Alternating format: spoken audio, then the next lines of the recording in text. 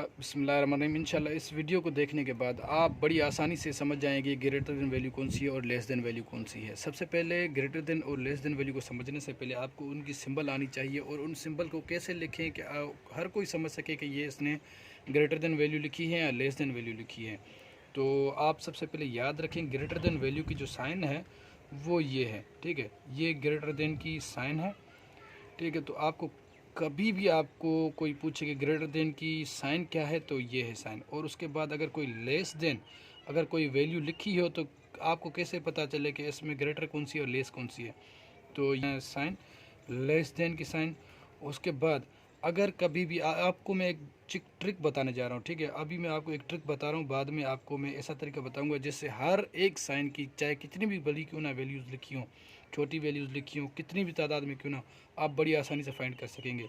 लेकिन एक छोटी सी ट्रिक बताने जा रहा हूँ मैं आपको। अगर कभी भी किसी का न्यूमिनेटर सेम हो, जैसे कि अभी ये मैं लिख रहा हूँ यहाँ 2/3, उसके बाद 2/में ये लिखा मैंने 5, तो याद रखें इन दोनों का न्यूमरेटर सेम है। अगर जो ऊपर वाली वैल्यू होती है, जो ऊपर वाली वैल्यू होती है वो होती है न्यूमरेटर, जैसे ये 2 है, ये 2 है, न्यूमरेटर सेम है। और डेनोमिनेटर नीचे होता है, अभी डेनोमिनेटर मुख्तलिफ हैं। अगर कभी भी आपके पास न्यूमरेटर सेम आ जाए तो आपने कैसे पता लगाना है जल्दी जल्दी, वो भी ट्रिक के थ्रू के कौन सी इसमें वैल्यू बड़ी है। तो याद रखना है कभी भी न्यूमरेटर सेम आए तो याद रखना है जिसका भी डिनोमिनेटर छोटा होगा, न्यूमरेटर सेम रहे, न्यूमरेटर सेम होगा और डिनोमिनेटर छोटा होगा तो वो बड़ी वैल्यू बन जाएगी। अब जैसे इसमें डिनोमिनेटर बहुत ही छोटा है तो ये बड़ी वैल्यू बन जाएगी। अब बड़ी वैल्यू लिखने का तरीका ये होता है कि जिसकी तरफ इस साइन का मुंह हो वो बड़ी वैल्यू बन जाएगी, ठीक है। वो कैसे कैसे कि अभी मैं अगर इन दोनों को आपको कहूँ कि इन दोनों के दरमियान मुझे साइन लगा के दिखाओ कि भाई इन दोनों में से बड़ी वैल्यू कौन सी है, तो जिसकी तरफ इसका मुंह होगा ग्रेटर देन साइन का वो बड़ी वैल्यू बन जाएगी। अब देखें इसकी तरफ मुंह है तो ये वैल्यू बड़ी बन गई, ठीक है। तो इसी तरह कोई और वैल्यू लिख लेते हैं हम। अब लिख लेते हैं भाई 3/5 और उसके बाद यहाँ लिख लेते हैं भाई 3/2, ठीक है। तो अब देखें न्यूमरेटर सेम है, जिसका छोटा डिनोमिनेटर होगा वो बड़ी वैल्यू बन जाएगी। अब बड़ी वैल्यू को कैसे लिखते हैं हम, जिसकी तरफ इस सिंबल का मुंह होगा वो क्या बन जाएगी, बड़ी वैल्यू बन जाएगी। तो भाई ये लें, ये 3/2 है जो बड़ी वैल्यू है, ठीक है। अब इसी तरीके का अगर हम लिख लेते हैं यहाँ पे और 7/6, उसके बाद 7/5। तो अब याद रखें न्यूमरेटर सेम हो और डिनोमिनेटर जिसका छोटा हो वो बड़ी वैल्यू बन जाएगी। तो ये रही बड़ी वैल्यू। अब हम इसे कैसे मालूम करें, ये तो रही ट्रिक। उसके बाद आपने समझा होगा कि सर सिर्फ न्यूमरेटर सेम बता रहे हैं, अगर डिनोमिनेटर सेम हो तो क्या हो। तो याद रखें अगर इन्हीं को हम उल्टा कर लेते हैं कि भाई 3/2, ठीक है, और उसके बाद 5/2। अब देखिए जिसके नीचे डिनोमिनेटर सेम हो और जिसके ऊपर न्यूमरेटर बड़ा होगा बड़ी वैल्यू कहलाएगी, ग्रेटर वैल्यू कहलाएगी। तो यहाँ 3 है, यहाँ 5 है, तो ये ग्रेटर वैल्यू कहलाएगी। इसके बाद ये देखें 3/5 लिखे हुए हैं तो हमने 5/3 लिख लिया। उसके बाद यहाँ लिखा हुआ है 3/2 तो हमने लिख लिया 2/3। तो अब इनमें से हमें कैसे पहचान हो कि ग्रेटर वैल्यू कौन सी है। तो आप याद रखना अगर डिनोमिनेटर सेम है, जो भी आपको न्यूमरेटर बड़ा दिखे वो बड़ी वैल्यू कहलाएगी। देखिए इसमें से 5 बड़ा है कि 2, अब 5 बड़ा है तो ज़ाहिरी बात है ये 5 ही बड़ी वैल्यू कहलाएगी। और बड़ी वैल्यू की पहचान हम सिंबल के थ्रू कैसे कहते हैं, जिसकी तरफ इस सिंबल का मुंह हो वो बड़ी वैल्यू कहलाएगी। जैसे अब ये लिख लिया हमने 6/7, उसके बाद हमने लिख लिया 5/7। तो कैसे पहचान हो कि इनमें से बड़ी वैल्यू कौन सी है। अगर डिनोमिनेटर सेम है तो याद रखें जो ऊपर बड़ा न्यूमरेटर होगा, जो भी बड़ा न्यूमरेटर होगा दोनों सिंबल्स में से, उसी को हम कहेंगे बड़ी वैल्यू। अब इन दोनों में से न्यूमरेटर किसका बड़ा है, जिसका न्यूमरेटर बड़ा वो बड़ी वैल्यू कहलाएगी। अब बड़ी वैल्यू लिखने के साइन कैसे हैं, जिसकी तरफ साइन का मुंह होगा वही बड़ी वैल्यू होगी। अब देखें इसकी तरफ मुंह है तो ये बड़ी वैल्यू बन गई। अब हम चलते हैं इसको कैसे वेरीफाई करें कि ये बड़ी है कि ये हमें मालूम कैसे हो। तो सबसे पहले आपने करना क्या है, अब ये पहले वाली वैल्यू लिख लेते हैं हम 2/3, ठीक है। उसके बाद 2/5। अब हमने पहले लिखा था कि अगर न्यूमरेटर सेम हो तो जो छोटी वैल्यू होगी 2/3 ये छोटी है, 2/5 ये बड़ी है, तो छोटी वाली वैल्यू ग्रेटर कहलाएगी। वो कैसे कहलाएगी अभी हम इसमें समझते हैं। सबसे पहले आपने करना ये है कि दोनों के जो डिनोमिनेटर हैं वो सेम करने हैं। दोनों के डिनोमिनेटर क्या करने हैं, आपने सेम लिखने हैं।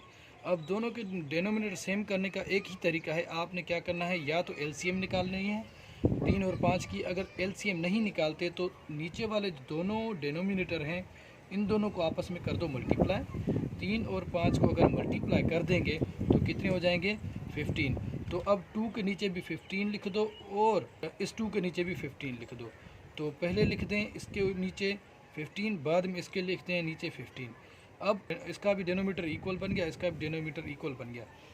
अब क्या करेंगे, हम पहले इस न्यूमरेटर को इसके डिनोमीटर से मल्टीप्लाई करेंगे। क्या हो जाएंगे, 5 × 2 हो जाएगा 10, ठीक है। उसके बाद इसके न्यूमरेटर को इसके डिनोमीटर से मल्टीप्लाई करेंगे तो 3 मल्टीप्लाई हो जाएंगे 2, भाई हो जाएगा 6। अब याद रखें इन दोनों में से बड़ी वैल्यू कौन सी हो गई, तो याद रखें पहले वाली बड़ी वैल्यू हो गई, तो इसकी तरफ हम लगाएंगे ग्रेटर देन की सिंबल। जिसकी तरफ मुंह होगा वो बड़ी सिंबल कहलाएगी। इसके बाद हम दूसरी वैल्यू हल कर लेते हैं। अब याद रखना है सबसे पहले, अब दूसरी वाली वैल्यू ये हम हल कर लेते हैं 3/5 और उसके बाद 3/2। अब इसमें अगर न्यूमरेटर सेम है तो छोटा जिसका डिनोमिनेटर होगा वो ही बड़ी वैल्यू कहलाएगी। अब ग्रेटर ये है, तो देखते हैं अब कैसे ग्रेटर है। अब सबसे पहले करना क्या है, आपने दोनों के डिनोमिनेटर जो ना सेम करने, या तो एलसीएम निकाल लें, एलसीएम नहीं निकालते तो ये शॉर्ट ट्रिक है, एक शॉर्ट ट्रिक है। आप इन दोनों को आपस में मल्टीप्लाई कर दें, नीचे वाले दोनों डिनोमिनेटर को आपस में मल्टीप्लाई कर दें, तो क्या हो जाएगा भाई, 5 × 2 हो जाएगा भाई 10, ठीक है। तो दोनों के नीचे 10 लिख दें, इसके नीचे भी 10 आ गया और इसके नीचे भी आ जाएगा 10, ठीक है। इसके नीचे भी 10 आ गया, इसके नीचे भी 10 आ गया, डिनोमिनेटर अब हमारे हो गए इक्वल। तो अब क्या करना है, हमने ये जो न्यूमरेटर है इसके साथ मल्टीप्लाई होगा तो 3 × 2 हो जाएगा 6, और ये जो न्यूमरेटर है इसके साथ मल्टीप्लाई होगा तो 5 × 3 हो गए, कितने हो गए भाई, 15। तो अब इन दोनों में से आप बताओ कौन सी वैल्यू बड़ी हो गई, तो याद रखें ये वैल्यू बड़ी हो गई, ठीक है। अब डिनोमिनेटर सेम है तो ये वैल्यू बड़ी हो गई, ठीक है, ठीक है। उसके बाद तो अब ये हल कर लेते हैं हम 7, तो 7/6, उसके बाद है 7/5।